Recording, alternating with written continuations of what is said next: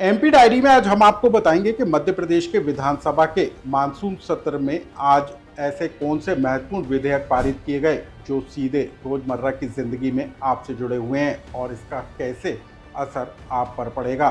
साथ ही हम आपको बताएंगे मध्य प्रदेश विधानसभा के अंदर आखिर क्यों कांग्रेस के विधायक खाकी वर्दी पहनकर पहुंचे और जमकर विरोध प्रदर्शन किया। नमस्कार, मैं हूं अनुराग श्रीवास्तव और आप देख रहे हैं लोकमत डायरी।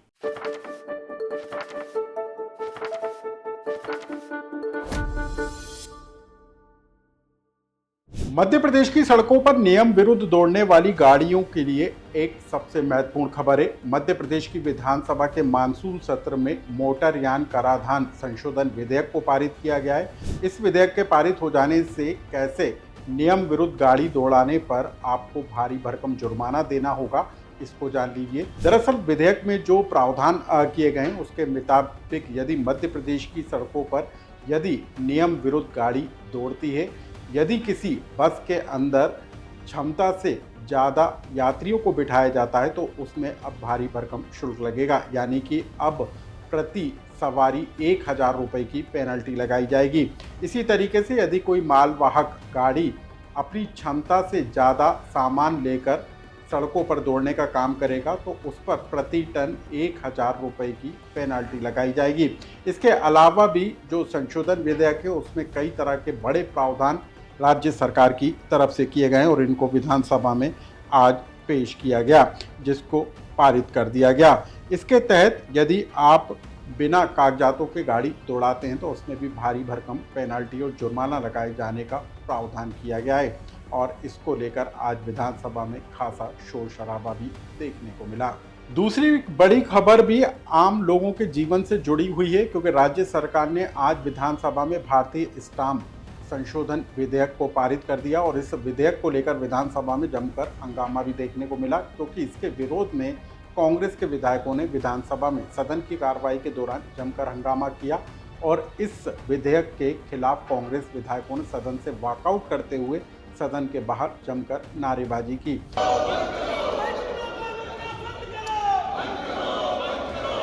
दरअसल जो स्टाम्प शुल्क विधेयक पारित किया गया उसके तहत जो प्रावधान किए गए हैं उसमें अब जो स्टाम्प शुल्क की राशि है कई मामलों में उसे 100% से लेकर 400% तक बढ़ाने का फैसला सरकार की तरफ से किया गया है। यानी कि आप यदि कोई शपथ पत्र बनवाने जाते हैं, कोई एफिडेविट बनवाने जाते हैं या कोई अन्य कार्य के लिए जाते हैं तो उसके लिए अब आपको भारी भरकम शुल्क देना होगा।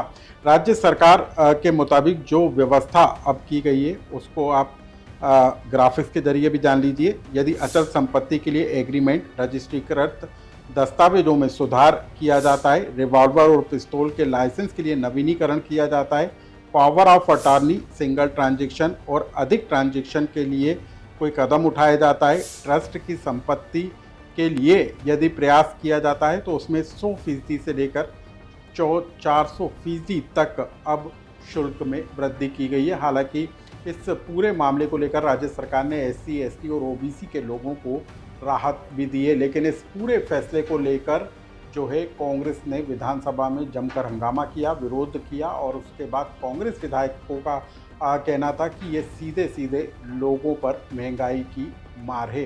क्या कहना था इस पूरे मामले को लेकर कांग्रेस विधायक सचिन यादव का, आप उसे सुनिए। महंगाई से राहत देने की बजाय ये सरकार उल्टा उनके ऊपर और कर का बोझ डालने का काम कर रही है और जिस प्रकार से विभिन्न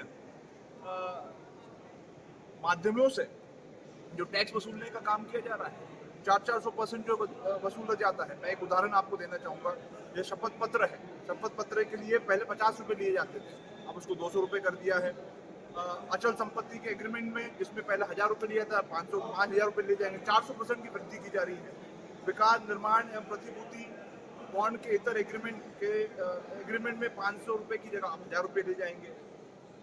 जो कंसेंट डीड होती है उसमें 1,000 रुपये पहले लिए जाते थे, अब 5,000 रुपये लिए जा रहे हैं।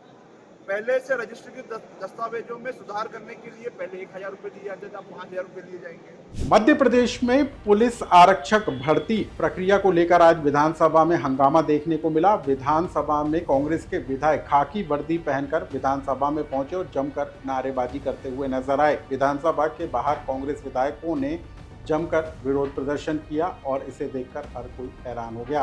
हालांकि कांग्रेस का कहना है कि मध्य प्रदेश में पुलिस आरक्षक भर्ती प्रक्रिया में बड़े पैमाने पर गड़बड़ी हुई है और इसकी उच्च स्तरीय जांच कराया जाना चाहिए और साथ ही भर्ती परीक्षा को भी दोबारा आयोजित करना चाहिए।